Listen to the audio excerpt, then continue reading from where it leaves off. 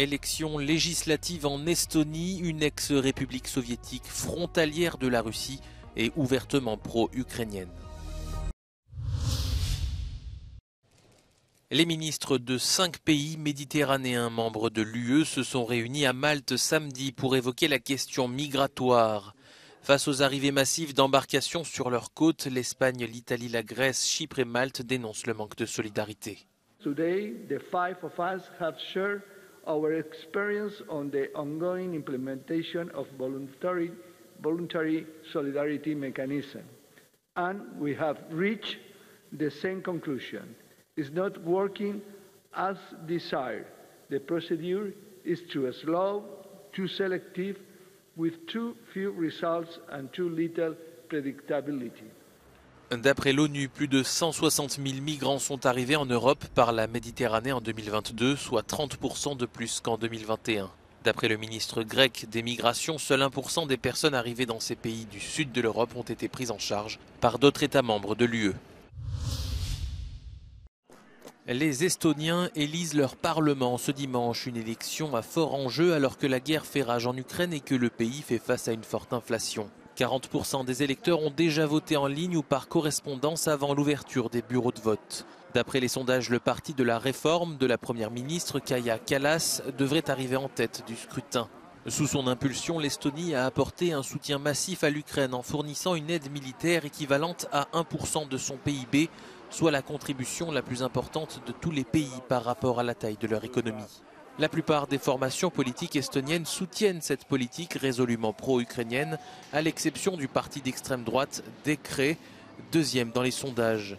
Ce parti appelle à ne pas aggraver les tensions avec Moscou. L'Estonie compte aussi une importante minorité russe qui semble être plutôt en faveur du parti du centre, pro-ukrainien, même si beaucoup se disent indécis, selon une récente étude. Le président français était à Kinshasa ce samedi, en République démocratique du Congo, pour la dernière étape de sa tournée africaine. Il a rencontré son homologue, Félix Tshisekedi, et évoqué notamment la guerre au Nord Kivu. La région congolaise, très riche en minerais, est ravagée par la guerre. L'Union européenne annonce une aide de 47 millions d'euros et un pont aérien vers Goma. L'UE est prête à mobiliser tous les moyens nécessaires pour soutenir les travailleurs humanitaires, y compris la logistique et l'aérien, afin de répondre aux besoins de la population, a déclaré le commissaire chargé de la gestion des crises. La France va y participer. Face à une histoire dont le nombre de victimes équivaut à celui des guerres mondiales que nous avons vécues, la France ne prétend pas, et je ne prétends pas avoir seule une solution. La solution est dans un réveil collectif. C'est pour cette raison que la France sera le premier État à répondre à l'initiative de l'Union européenne. Alors que le président français voulait renouer les liens avec Kinshasa, la visite d'Emmanuel Macron a été contestée par quelques manifestants. Avec des drapeaux russes dans la main, ils en appelaient à l'aide de M. Poutine. Le sentiment anti-français est croissant dans la région, avec la montée des influences russes et chinoises.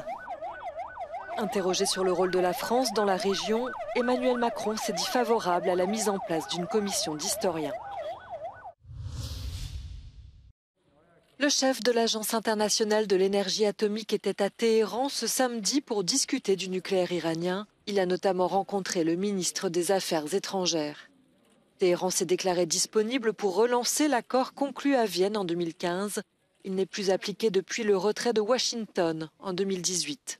There was a reduction in some of the monitoring activities related to cameras, related to online enrichment mechanisms, in terms of flow monitoring systems, which were not operating. So we have agreed that those will be operating again. Ces derniers mois, l'AIEA n'était plus en mesure de garantir le caractère pacifique du programme nucléaire iranien, faute de contrôle suffisant.